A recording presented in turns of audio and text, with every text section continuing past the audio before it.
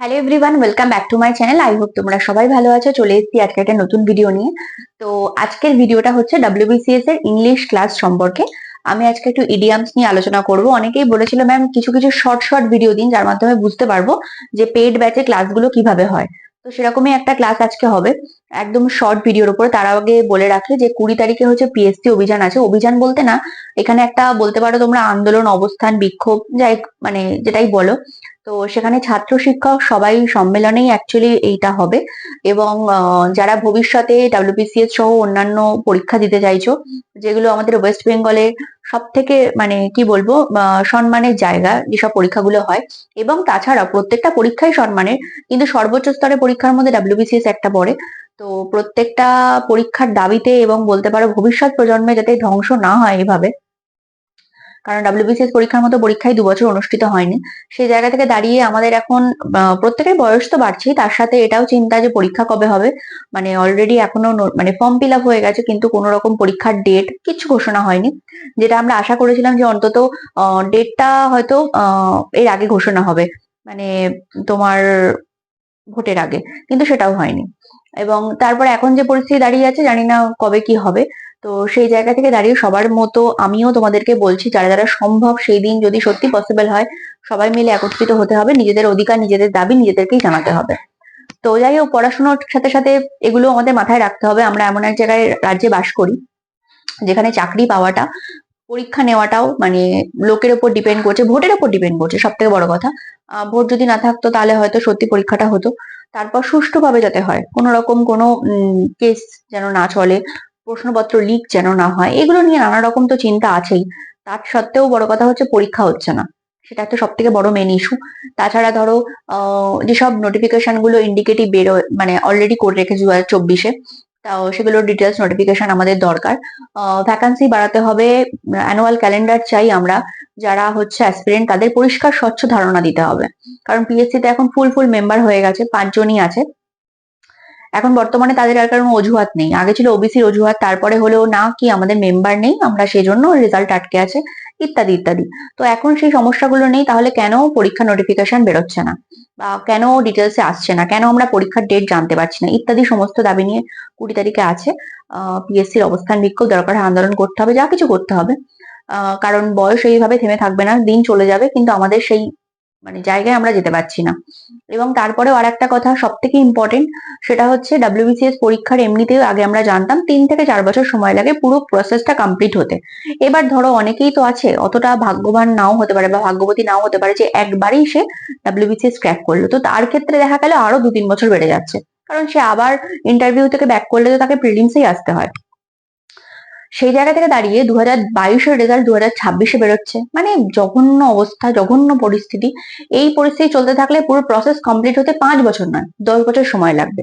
তো আমাদের এটাই দাবি থাকবে যে পরীক্ষার প্রসেস দ্রুত থেকে দ্রুততর সম্পন্ন করতে হবে, যাতে আমরা আরো ভালোভাবে প্রিপারেশন নিয়ে পরীক্ষাগুলো অন্তত দিতে পারি, এবং সুষ্ঠুভাবে।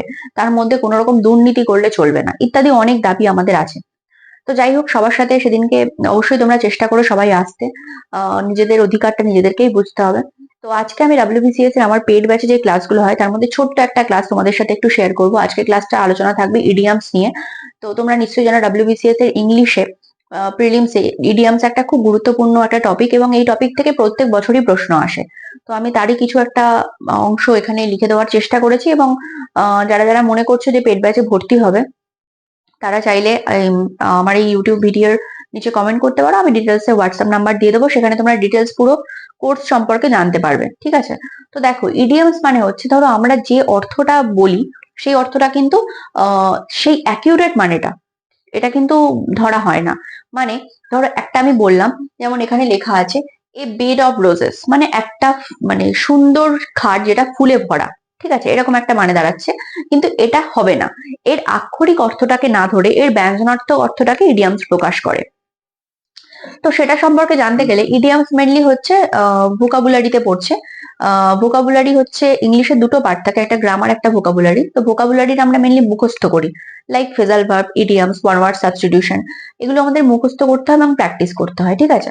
তো সেটাই আমি একটু তুলে ধরছি। এ বেড অফ রোজেস মানে আমরা এখানে বোঝাতে চাইছি সুখ স্বাচ্ছন্দ্যপূর্ণ একটা জীবন। Many people think that life is a bed of roses, এটা হচ্ছে আমি বাক্যে ব্যবহার করে দেখিয়েছি। নেক্সট দেখো ব্ল্যাক শিপ। আমরা জানি ব্ল্যাক শিপ কি বলবো, মানে একটা কালো গাধা বোঝাচ্ছে, কিন্তু তা কিন্তু না। সরি, ভেড়া বোঝাচ্ছে, কিন্তু তা কিন্তু নয়। কুলাঙ্গার, এটা বোঝাচ্ছে কুলাঙ্গার। If Tom is black sheep in their family, দেখো ভেড়া বোঝাচ্ছে কিন্তু সেরকম না, কিন্তু এটাকে একটা অন্য একটা অর্থে দিয়ে প্রকাশ করে এটাকে আমি সেন্টেন্সে ব্যবহার করেছি। A bed of roses thorns, কণ্টকময় জীবন মানে কাঁটা ভরা জীবন। Life is nothing but a bed of roses. A blessing in disguise, প্রথমে খারাপ হিসাবে মনে হলেও পরবর্তীতে সেটা ভালো। কেমন?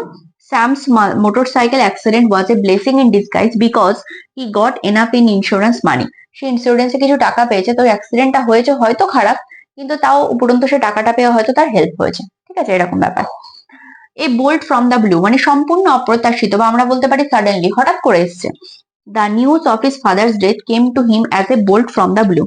এ পিস অফ কেক, খুবই সহজ।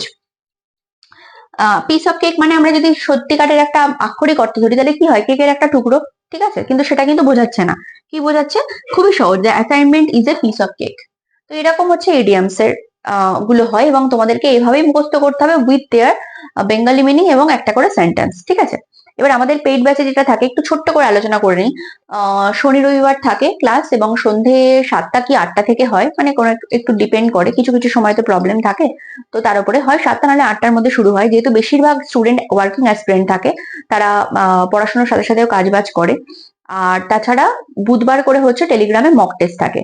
ক্লাসগুলো কিসে হয় সেটাও একটু বলে দিই। ক্লাসগুলো হয় ইউটিউব আনলিস্টেড লাইভে, এবং তোমাদের একটা করে মাসে ডাউট ক্লিয়ারিং সেশন থাকে। যা যেটা প্রবলেম সে সেটা নিয়ে সেদিনকে কথা বলে। বেশিরভাগ স্টুডেন্টরাই আর কি ইংলিশ ক্লাসে ভর্তি হয়। এবছর যেমন আমার দুটো ব্যাচ চলছে, তার কারণ হচ্ছে আমি যেটা দেখলাম, অনেকে না, আমরা পড়াশোনার থেকে তো অনেকে ডিটাচড, হয়তো আমরা ব্যবহার করি বাক্যে কথাগুলো, ইংলিশে কথা বলতে পারি, ইংরেজিতে বলছি, কিন্তু পড়াশোনাটা করে মানে বই নিয়ে পড়ার যে সময়টা অনেকেরই থাকে না। তো সেই জন্য অনেকে কি করে, রেকর্ডেড লাইভও ক্লাস থাকে, রেকর্ডেড ভিডিওগুলো দেখে। আর যদি তোমরা কখনো এই ক্লাসগুলো কখনো মিস করে যাও, তো সেক্ষেত্রে চিন্তা করার কোনো দরকার নেই, প্রত্যেকটা ক্লাসই মানে রেকর্ডেড থাকে। তুমি যতবার খুশি অ্যাক্সেস করতে পারো, যতবার খুশি দেখতে পারো। ঠিক আছে, তো যাই হোক, আমি ভিডিওটা মোটামুটি একটা ডিটেলস দিয়ে দিলাম। যারা মনে করছো পেড ব্যাচে ভর্তি হবে তারা গিয়ে কমেন্ট সেকশনে গিয়ে কমেন্ট করো, আমি হোয়াটসঅ্যাপ নাম্বার দিয়ে দেবো, ডিটেলসটা পেয়ে যাবে। সো থ্যাংক ইউ, আজকের মতো ভিডিওটা এই পর্যন্ত।